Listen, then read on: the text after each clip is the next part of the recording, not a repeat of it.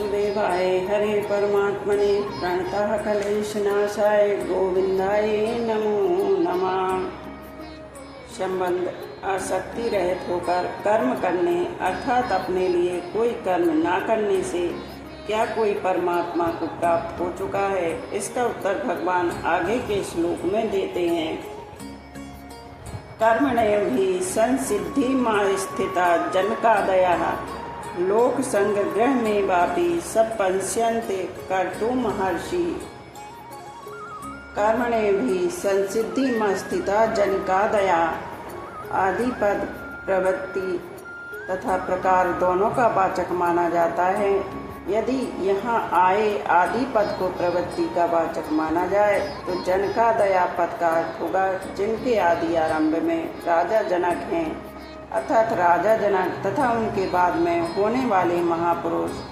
परंतु यहाँ ऐसा अर्थ मानना ठीक नहीं है होता, क्योंकि राजा जनक से पहले भी अनेक महापुरुष कर्मों के द्वारा परम सिद्धि को प्राप्त हो चुके थे, जैसे सूर्य व्यवस्थ मनु राजा इक्ष्वाकु आदि। इसलिए यहाँ आदि पदों को प्रकार का वाचक मानना ही उचित है, जिसके अनुसार जनकादया राजा जनक जैसे गृहस्थाश्रम में रहकर निष्काम भाव से सब कर्म करते हुए परम सिद्धि को प्राप्त हुए महापुरुष जो राजा जनक से पहले तथा बाद में हो चुके हैं। कर्मयोग बहुत पुरातन योग है, जिसके द्वारा राजा जनक जैसे अनेक महापुरुष परमात्मा को प्राप्त हो चुके हैं। अतः वर्तमान में तथा भविष्य में भी यदि कोई कर्मयोग के द्वारा परमात्मा को प्राप्त करना चाहे तो उसे चाहिए कि वह मिली हुई प्राकृत वस्तुओं को कभी अपनी और अपने लिए ना माने, कारण कि वास्तव में वे अपनी और अपने लिए है ही नहीं, प्रत्युत संसार की और संसार के लिए ही है। इस वास्तविकता को मानकर संसार से मिली वस्तुओं को संसार की ही सेवा में लगा देने से सुगमता पूर्वक संसार से संबंध विच्छेद होकर परम प्राप्ति हो जाती है। इसलिए कर्मयोग परमात्मा प्राप्ति का सुगम, श्रेष्ठ और स्वतंत्र साधन है, इसमें कोई संदेह नहीं है। गीता की यही शैली है कि भगवान पीछे के श्लोक में वर्णित विषय की मुख्य बात को संक्षेप से आगे के श्लोक में पुनः कह देते हैं। जैसे पीछे के श्लोक में आसक्ति रहित होकर कर्म करने की आज्ञा देकर उसी बात को संक्षेप से पदों से कहते हैं।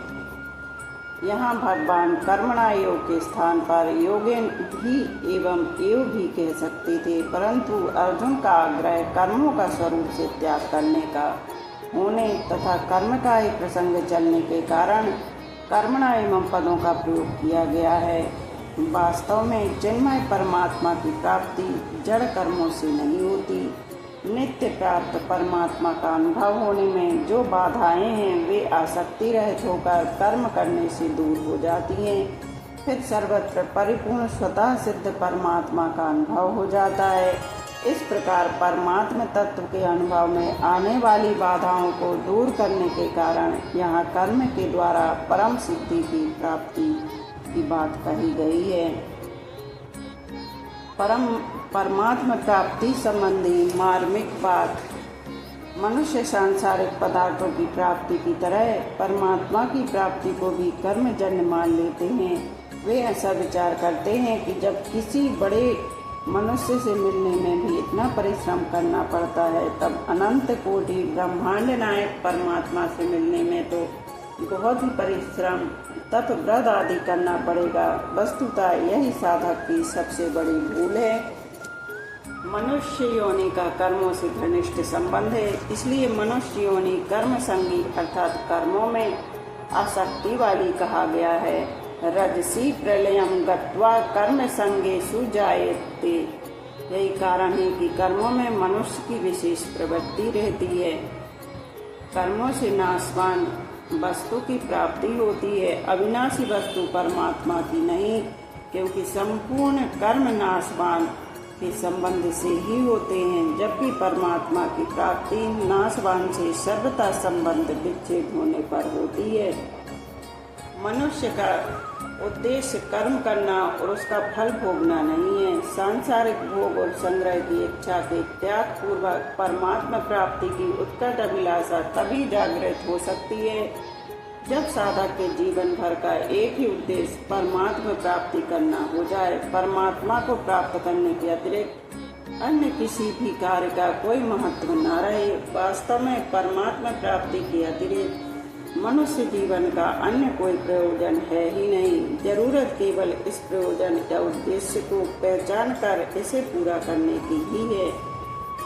उद्देश्य और फलेच्छा दोनों में भेद समझ लेना आवश्यक है। नित्य परमात्मा को प्राप्त करने का उद्देश्य होता है और अनित्य पदार्थों को प्राप्त करने की फलेच्छा होती है। उद्देश्य तो पूरा होता है पर फलेच्छा मिटने वाली होती है। स्वरूप बोध और भगवत प्राप्ति ये दोनों उद्देश्य हैं, फल नहीं। लोक संग्रहे में वापी सब पश्यंत कर्तु महर्षि। लोक शब्द के 3 अर्थ होते हैं।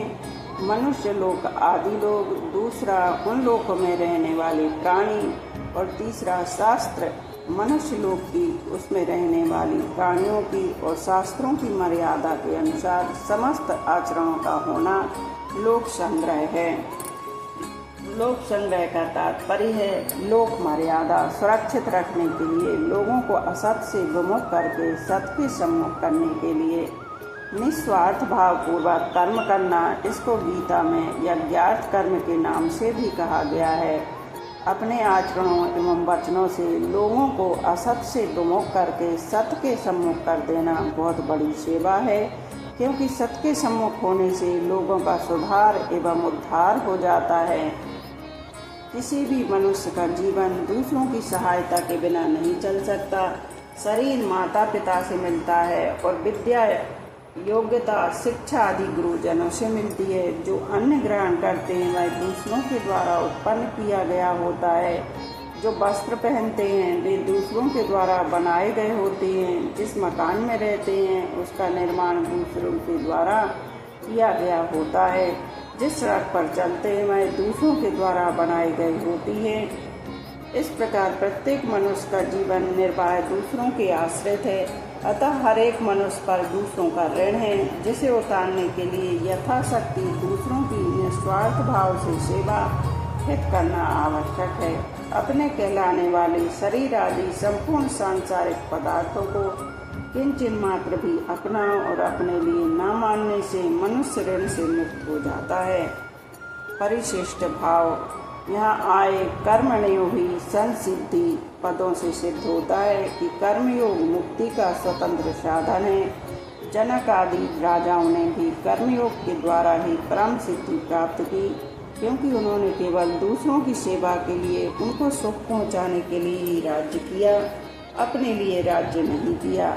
लोक संग्रह में वापी सब पश्यंत कर्तु महर्षि पदों का तात्पर्य है कि तेरे को लोगों में कर्मयोग का यह आदर्श स्थापित करना चाहिए कि कर्मयोग का पालन करने से परम सिद्धि की प्राप्ति हो जाती है। संबंध कर्म करने से लोक संग्रह कैसे होता है, इसका विवेचन भगवान आगे के श्लोक में करते हैं। यद्धा चरति श्रेष्ठस्त तत्व देवेतरो जनः सा यत् प्रमाणं कुरुते लोकस्ते तनुवर्तते। यद्धा चरति श्रेष्ठस्तति देवोत्तरः जनः। श्रेष्ठ पुरुष वही है जो संसार को स्वयं को तत्व से जानता है। उसका यह स्वाभाविक अनुभव होता है कि शरीर, इंद्रियां, मन, बुद्धि, धन, कुटुंब, जमीन आदि पदार्थ संसार के हैं, अपने नहीं। इतना ही नहीं, वह श्रेष्ठ पुरुष त्याग, वैराग्य, प्रेम, ज्ञान, सद्गुण आदि को भी अपना नहीं मानता, क्योंकि उन्हें भी अपना मानने से व्यक्तित्व पुष्ट होता है जो तत्व प्राप्ति में बाधक है। मैं त्यागी हूँ, मैं वैरागी हूँ, मैं सेवक हूँ, मैं भक्त हूँ आदि भाव भी व्यक्ति को पुष्ट करने वाले होने के कारण तत्व प्राप्ति में बाधक होते हैं। श्रेष्ठ पुरुष में व्यक्ति अहंकार तो होता ही नहीं और समष्टि अहंकार व्यवहार मात्र के लिए होता है, जो संसार की सेवा में लगा रहता है, क्योंकि अहंकार भी संसार का ही है। संसार से मिले हुए शरीर, धन, परिवार, पद, योग्यता, अधिकार आदि सब पदार्थ सदुपयोग करने अर्थात दूसरों की सेवा में लगाने के लिए ही मिले हैं, उपभोग करने अथवा अपना अधिकार जमाने के लिए नहीं। जो इन्हें अपना और अपने लिए मानकर इनका उपभोग करता है उसको भगवान चोर कहते हैं। यो भुक्ते स्तेन यो सहा, ये सब पदार्थ समष्टि के ही हैं, व्यष्टि के कभी किसी प्रकार नहीं। वास्तव में इन पदार्थों से हमारा कोई संबंध नहीं है। श्रेष्ठ पुरुष के अपने कहलाने वाले शरीर आदि पदार्थ स्वतः स्वाभाविक संसार की सेवा में लगते हैं। संपूर्ण प्राणियों के हित में उसकी स्वाभाविक प्रवृत्ति होती है। ऐसे तो श्रेष्ठ पुरुष दो प्रकार के होते हैं, अवधूत कोटि के और आचार्य कोटि के। अवधूत कोटि के श्रेष्ठ पुरुष अवधूतों के लिए ही आदर्श होते हैं, साधारण जनता के लिए नहीं। परंतु आचार्य कोटि के श्रेष्ठ पुरुष मनुष्य मात्र के लिए आदर्श होते हैं। यहाँ आचार्य कोटि के श्रेष्ठ पुरुषों का वर्णन किया गया है, जिनके आचरण सदा शास्त्र मर्यादा के अनुकूल ही होते हैं। कोई देखे या न देखे, अहमता ममता न रहने के कारण उनके द्वारा स्वाभाविक ही कर्तव्य का पालन होता है। जैसे जंगल में कोई पुष्प खिला और कुछ समय के बाद मुरझा गया और सूख कर गिर गया, उसे किसी ने ना देखा नहीं, फिर भी उसने चारों ओर अपनी सुगंध फैलाकर दुर्गंध का नाश किया ही है।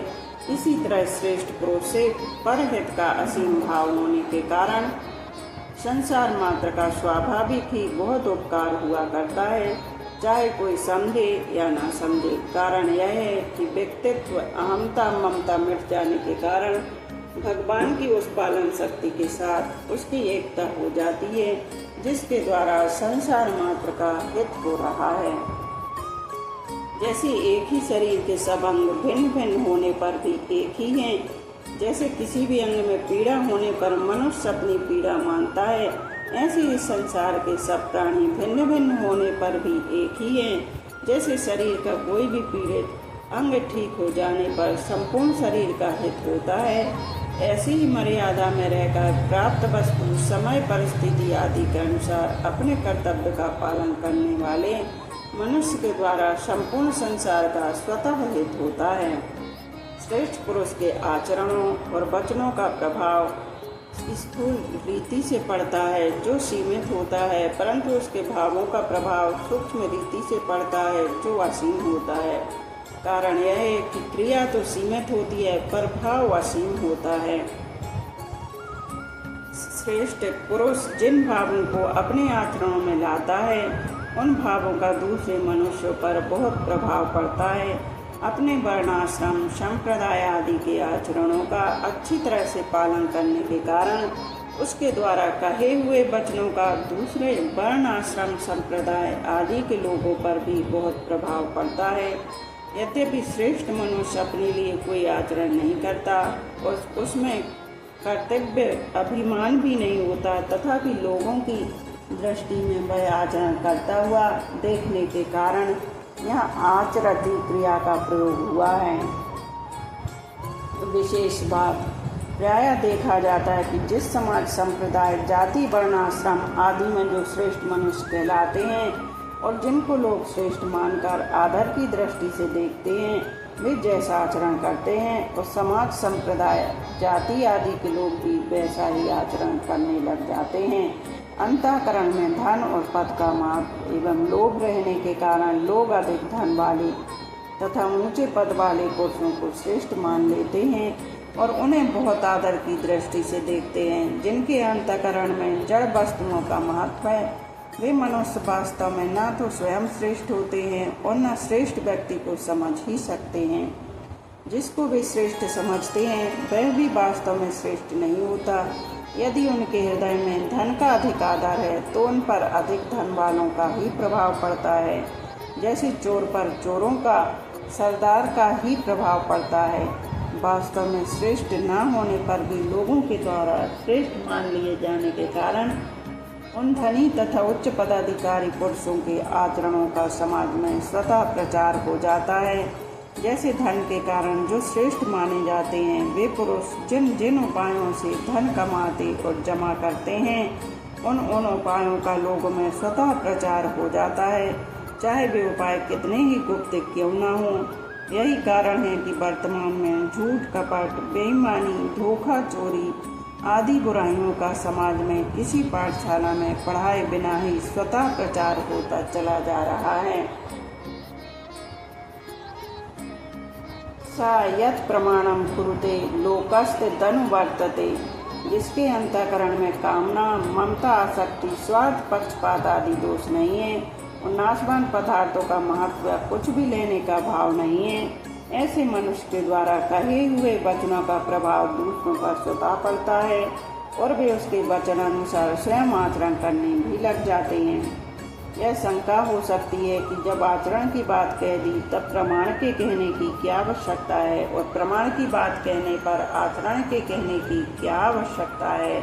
इसका समाधान यह है कि यद्यपि आचरण मुक्त होता है तथापि एक ही मनुष्य के द्वारा सभी वर्णों, आश्रमों, संप्रदायों आदि के भावों का आचरण करना संभव नहीं है।